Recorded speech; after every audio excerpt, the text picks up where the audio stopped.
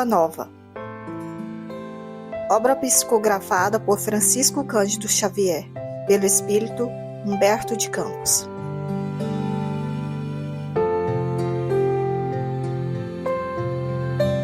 Capítulo 19. Comunhão com Deus. As elucidações do Mestre relativamente à oração sempre encontravam nos discípulos certa perplexidade, quase que invariavelmente em virtude das ideias novas que continham acerca da concepção de Deus como Pai carinhoso e amigo. Aquela necessidade de comunhão com o seu amor, que Jesus não se cansava de salientar, desaparecia como problema obscuro que o homem do mundo não conseguia realizar. A esse tempo, os essênios constituíam um agrupamento de estudiosos das ciências da alma, caracterizando as suas atividades de modo diferente, porque sem públicas manifestações de seus princípios. Desejoso de satisfazer a curiosidade própria, João procurou conhecer-lhes de perto os pontos de vista em matéria das relações da comunidade com Deus e, certo dia, procurou o Senhor, de modo a ouvi-lo mais amplamente sobre as dúvidas que lhe atormentavam o coração. Mestre, disse ele solícito, tenho desejado sinceramente compreender os meus deveres atinentes à oração. Mas sinto que minha alma está tomada de certas hesitações. Anseio por esta comunhão perene com o Pai. Todavia, as ideias mais antagônicas se opõem aos meus desejos. Ainda agora, manifestando meu pensamento acerca de minhas necessidades espirituais a um amigo que se instrui com os essênios, asseverou-me ele que necessito compreender que toda edificação espiritual se deve processar no plano oculto. Mas suas observações me confundiram ainda mais. Como poderei entender isso? Devo, então, ocultar o que haja de mais santo em meu coração? O Messias, arrancado de suas meditações, respondeu com brandura. João, todas as dúvidas que te assaltam se verificam pelo motivo de não haveres compreendido até agora que cada criatura tem um santuário no próprio espírito, em que a sabedoria e o amor de Deus se manifestam, por intermédio das vozes da consciência. Os essênios levam muito longe a teoria do labor oculto, pois, antes de tudo, precisamos considerar que a verdade e o bem devem ser patrimônio de toda a humanidade em comum. No entanto, o que é indispensável é saber dar a cada criatura de acordo com as suas necessidades próprias. Nesse ponto, estão muito certos quanto ao zelo que os caracteriza, porque os ungüentos reservados a um ferido não se ofertam ao faminto que precisa de pão. Também eu tenho afirmado que não poderei ensinar tudo o que desejara aos meus discípulos, sendo compelido a reservar outras lições do Evangelho do Reino para o futuro, quando a magnanimidade divina permitir que a voz do Consolador se faça ouvir entre os homens sequiosos de conhecimento. Não tens observado o número de vezes em que necessito recorrer a parábolas para que a revelação não ofusque o entendimento geral? No que se refere à comunhão de nossas almas com Deus, não me esqueci de recomendar que cada espírito ore no segredo do seu íntimo, no silêncio de suas esperanças e aspirações mais sagradas. É que cada criatura deve estabelecer o seu próprio caminho para o mais alto, erguendo em si mesma o santuário divino da fé e da confiança, onde interprete sempre a vontade de Deus com respeito ao seu destino. A comunhão da criatura com o Criador é, portanto, o imperativo da existência e a prece é o luminoso caminho entre o coração humano e o Pai de infinita bondade. O apóstolo escutou as observações do mestre, parecendo meditar austeramente. Entretanto, obtemperou. Mas a oração deve ser louvor ou súplica? Ao que Jesus respondeu com bondade. Por prece, devemos interpretar todo o ato de relação entre o homem e Deus, devido a isso mesmo, como expressão de agradecimento ou de rogativa. A oração é sempre um esforço da criatura em face da providência divina. Os que apenas suplicam podem ser ignorantes, os que louvam podem ser somente preguiçosos. Todo aquele, porém, que trabalha pelo bem, com as suas mãos e com o seu pensamento, esse é o filho que aprendeu a orar, na exaltação ou na rogativa, porque em todas as circunstâncias será fiel a Deus, consciente de que a vontade do Pai é mais justa e sábia do que a sua própria. E como ser leal a Deus na oração? Interrogou o apóstolo, evidenciando as suas dificuldades intelectuais. A prece já não representa em si mesma um sinal de confiança? Jesus contemplou-o com a sua serenidade imperturbável e retrucou: Será que também tu não entendes?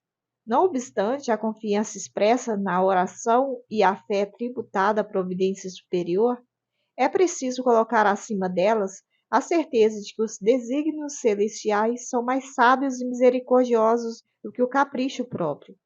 É necessidade que cada um se una ao Pai, comungando com a sua vontade generosa e justa, ainda que seja contrariado em determinadas ocasiões.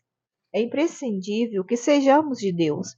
Quanto às lições dessa fidelidade, observemos a própria natureza, em suas manifestações mais simples. Dentro dela agem as leis de Deus e devemos reconhecer que todas essas leis correspondem à sua amorosa sabedoria, constituindo-se suas servas fiéis no trabalho universal. Já ouviste falar alguma vez que o sol se afastou do céu, cansado da paisagem escura da terra, alegando a necessidade de repousar? A pretexto de indispensável repouso, teriam as águas privado o globo de seus benefícios em certos anos? Por desagradável que seja em suas características, a tempestade jamais deixou de limpar as atmosferas. Apesar das lamentações dos que não suportam a umidade, a chuva não deixa de fecundar a terra. João, é preciso aprender com as leis da natureza e fidelidade a Deus. Quem as acompanha no mundo, planta e colhe com abundância. Observar a lealdade para com o Pai é semear e atingir as mais formosas searas da alma do infinito. Veja, pois, que todo o problema da oração está em edificarmos o reino do céu entre o sentimento do nosso íntimo, compreendendo que os atributos divinos se encontram também em nós. O apóstolo guardou aqueles esclarecimentos cheios de boa vontade no sentido de alcançar a sua perfeita compreensão. Mestre, confessou respeitoso, vossas elucidações abrem uma estrada nova para minha alma. Contudo, eu vos peço, com sinceridade da minha afeição, me ensineis, na primeira oportunidade, como deverei entender que Deus está igualmente em nós. O Messias fixou o olhar translúcido e, deixando perceber que não poderia ser mais explícito com o recurso das palavras, disse apenas: Eu te prometo. A conversação que vimos de narrar verificara-se nas cercanias de Jerusalém, numa das ausências eventuais do mestre do círculo bem amado de sua família espiritual em Cafarnaum. No dia seguinte, Jesus e João demandaram Jericó, a fim de atender ao programa de viagem organizado pelo primeiro. Na excursão a pé, ambos se entretinham em admirar as poucas belezas do caminho, escassamente favorecidos pela natureza.